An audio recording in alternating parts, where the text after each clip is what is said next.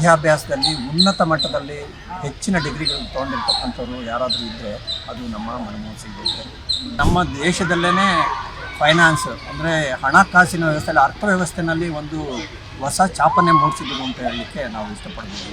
ಅವರಿಗೆ ಸ್ವತಂತ್ರವಾಗಿ ಕೆಲಸ ಮಾಡಲಿಕ್ಕೆ ಮತ್ತು ಅವರು ಸ್ವತಂತ್ರವಾಗಿ ಅವರ ನಾಲೆಡ್ಜನ್ನು ಯುಟಿಲೈಸ್ ಮಾಡ್ಕೊಳ್ಳೋ ರೀತಿ ಅವ್ರಿಗೇನಾದ್ರೂ ಅವಕಾಶ ಕೊಟ್ಟಿದ್ದರೆ ಇಂಥ ಒಬ್ಬ ದೊಡ್ಡ ವ್ಯಕ್ತಿ ಇದ್ದರೆ ದೇಶಗಳ ಅಭಿವೃದ್ಧಿಗೆ ತುಂಬಾ ಸಹಕಾರಿಯಾಗ್ತದೆ ಅಂತ ಹೇಳ್ಬಿಟ್ಟು ಹಿಂದೆಯೇ ಅವ್ರ ಬಗ್ಗೆ ಸಾಕಷ್ಟು ಗೌರವಗಳು ಸಿಕ್ಕಿದೆ.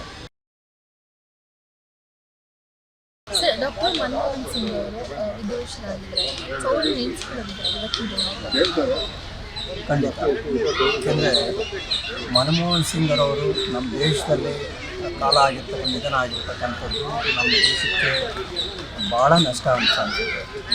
ಈ ನಮ್ಮ ಫೈನಾನ್ಸ್ ವಿಭಾಗದಲ್ಲಿ ನಾವೇನಾದರೂ ಅಚೀವ್ಮೆಂಟ್ ನಾವು ಕಂಡುಹಿಡಬೇಕಾದ್ರೆ ಇಡೀ ವರ್ಲ್ಡ್ಗೆ, ನಾಟ್ ಓನ್ಲಿ ಇಂಡಿಯಾ, ಇಡೀ ವರ್ಲ್ಡ್ಗೆ ಇವರಂಥ ಟಾಪ್ ಮೋಸ್ಟ್ ಎಲಿಜಿಬಲ್ಲು ಮತ್ತು ಕ್ವಾಲಿಫೈಡ್ ಒಬ್ಬರು ಅರ್ಥಶಾಸ್ತ್ರಜ್ಞರು ನಮ್ಮ ದೇಶದಿಂದ ನಾವು ಕಳ್ಕೊಂಡಿದ್ದೀವಿ.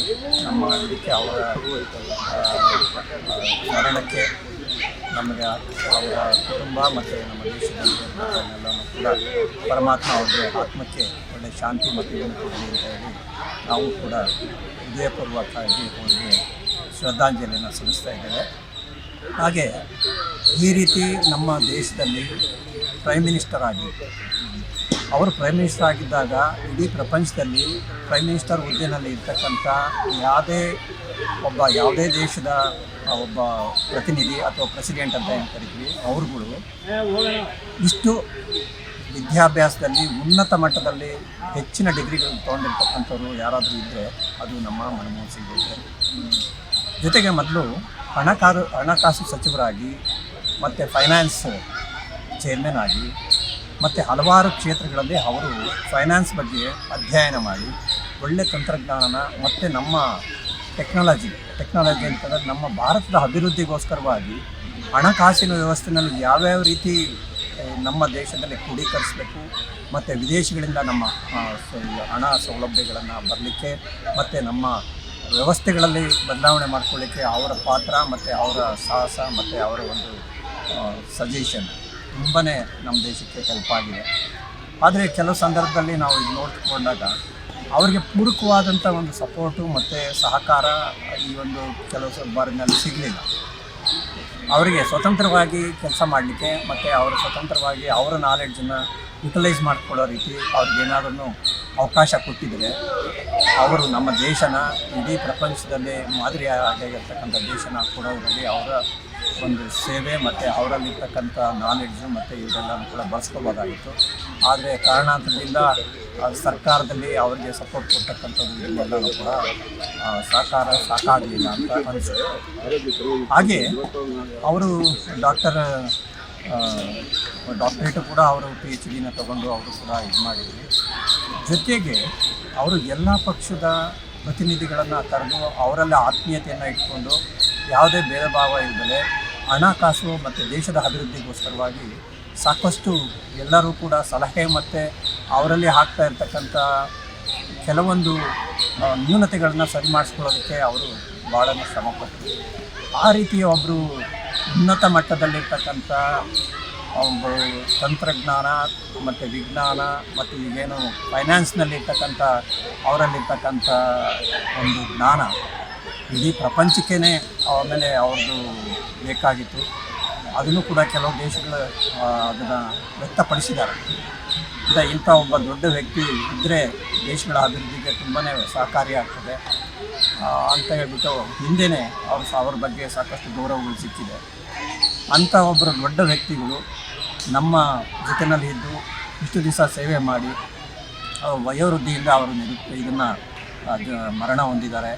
ಸೊ ಅವರಿಗೆ ನಮ್ಮ ನಾಡಿನ ಪರವಾಗಿ ರಾಷ್ಟ್ರದ ಪರವಾಗಿ ಎಲ್ಲರಿಗೂ ಕೂಡ ಪರಮಾತ್ಮ ಅವ್ರ ಆತ್ಮಕ್ಕೆ ಶಾಂತಿ ಮತ್ತು ಅವ್ರ ಕುಟುಂಬಕ್ಕೆ ದುಃಖ ಬರೆಸ್ತಕ್ಕಂಥ ಒಂದು ಶಕ್ತಿನ ಕೊಡಲಿ ಅಂತ ಹೇಳ್ಬಿಟ್ಟು ಈ ಸಂದರ್ಭದಲ್ಲಿ ನಾನು ಹೇಳಲಿಕ್ಕೆ ಇಷ್ಟಪಡ್ತಾ ಇದ್ದೀನಿ.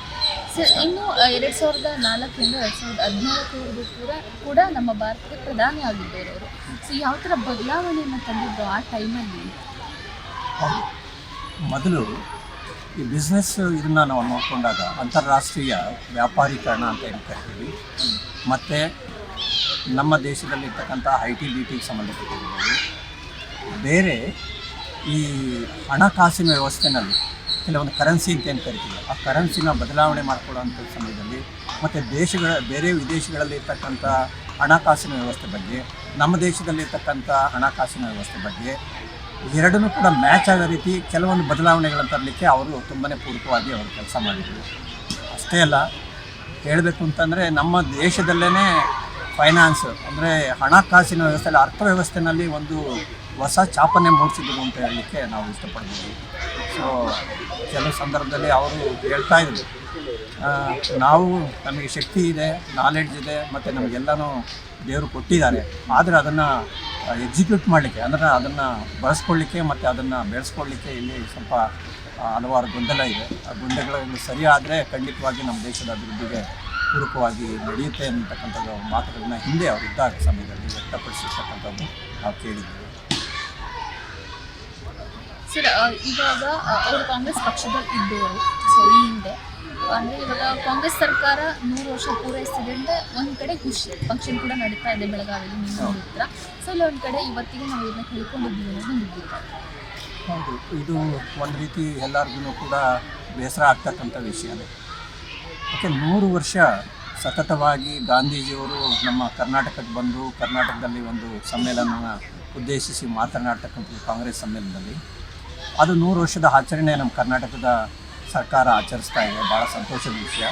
ಹಾಗೆ ಇದೇ ಸಂತೋಷದ ಸಮಯದಲ್ಲಿ ಈ ಒಂದು ಅರ್ಥಶಾಸ್ತ್ರಜ್ಞರಾದ ಡಾಕ್ಟರ್ ಮನಮೋಹನ್ ಸಿಂಗ್ ಅವರು ನಿಧನ ಆಗಿರ್ತಕ್ಕಂಥದ್ದು ಸ್ವಲ್ಪ ಎಲ್ಲರಿಗೂ ಕೂಡ ಈ ಒಂದು ಸಮಾರಂಭಕ್ಕೆ ಬೇಸರ ತರ್ತಕ್ಕಂಥ ವಿಷಯನೇ. ಆದರೆ ವಿಧಿ ವಶ ಏನಿದೆ ಅಥವಾ ವಿಧಿ ಆಟ ಏನಿದೆ ಅಂತ ಹೇಳ್ಬಿಟ್ಟು ನಮಗೆ ಗೊತ್ತಿಲ್ಲ. ಸೊ ಅದನ್ನು ಕೂಡ ಇವಾಗ ಕಾರ್ಯಕ್ರಮಗಳನ್ನೆಲ್ಲ ಅವರು ರದ್ದು ಮಾಡಿ ಎಲ್ಲರೂ ಕೂಡ ಅವರಿಗೆ ಡೆಲ್ಲಿಗೆ ಹೋಗಿ ಅವರಿಗೆ ಅಭಿನಂದನೆ ಸಲ್ಲಿಸಲಿಕ್ಕೋಸ್ಕರವಾಗೆಲ್ಲ ಕೂಡ ಅಲ್ಲಿ ಸೇರಿದ್ದಾರೆ.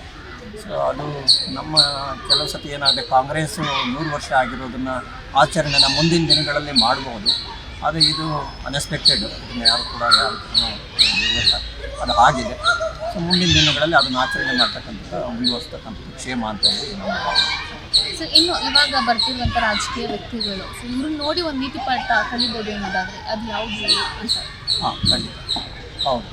ಯಾಕೆಂತಂದರೆ ನಮ್ಮಲ್ಲಿ ಅರ್ಥಶಾಸ್ತ್ರ ಸಾಮಾನ್ಯವಾಗಿ ಯಾವುದೇ ದೇಶ ಒಂದು ಅಭಿವೃದ್ಧಿ ಆಗಬೇಕಾದ್ರೆ ಮತ್ತು ಮುಂದುವರಿಬೇಕಾದ್ರೆ ಮತ್ತು ಸಮತೋಲನವಾಗಿ ಎಲ್ಲರಿಗೂ ಕೂಡ ಅದು ಸಿಗಬೇಕಂದ್ರೆ ಒಳ್ಳೆಯದು. ಅರ್ಥ ಅಂತಕ್ಕಂಥದ್ದು ಅಂದರೆ ಫೈನಾನ್ಸ್ ಅಂತಕ್ಕಂಥದ್ದು ಅವಶ್ಯಕವಾಗಬೇಕಾಗಿದೆ ಜೀವನಕ್ಕೆ.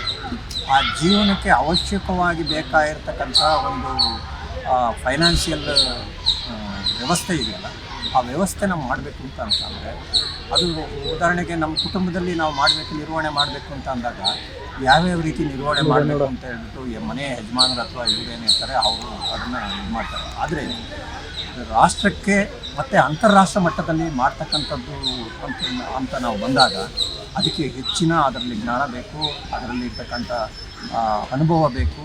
ಮತ್ತು ಅಷ್ಟೇ ಸಾಲದು, ಇವರು ಇನ್ನೊಂದು ಹೇಳಬೇಕು ಅಂತಂದರೆ ಇವರು ವಿದೇಶದ ಯೂನಿವರ್ಸಿಟಿನಲ್ಲಿ ಕೂಡ ಇವರು ಡಿಗ್ರಿನ ಪಡ್ಕೊಂಡ್ಬಂದಿದ್ದಾರೆ ಇದಕ್ಕೆ ಸಂಬಂಧಪಟ್ಟಂತೆ. ಹಾಗಾಗಿ ಬೇರೆ ದೇಶಗಳಲ್ಲಿರ್ತಕ್ಕಂಥ ಅರ್ಥಶಾಸ್ತ್ರದ ವ್ಯವಸ್ಥೆನೂ ಕೂಡ ಅಲ್ಲಿನ ವ್ಯವಸ್ಥೆನೂ ಕೂಡ ಇವರು ಅಧ್ಯಯನ ಮಾಡಿದರು. ಹಾಗಾಗಿ ನಮ್ಮ ಭಾರತದಲ್ಲಿರ್ತಕ್ಕಂಥ ಪದ್ಧತಿ ಏನಿತ್ತು ಫೈನಾನ್ಸಿಯಲ್ದು ಒಂದು ಸಿಸ್ಟಮ್, ಅದ್ರ ಜೊತೆಯಲ್ಲಿ ಅದನ್ನು ರಾಷ್ಟ್ರ ಮಟ್ಟದಲ್ಲಿ ಅಂತಾರಾಷ್ಟ್ರೀಯ ಮಟ್ಟದಲ್ಲಿ ಯಾಕೆ ತಗೊಂಡೋಗಬೇಕು ಅನ್ನೋತಕ್ಕಂಥದ್ದನ್ನು ಇವರು ಹೆಚ್ಚಿನ ರೀತಿ ಒತ್ತು ಕೊಟ್ಟು ಅದನ್ನು ನಿರ್ವಹಣೆ ಮಾಡಿದ್ದಾರೆ. Beat plus Karnataka.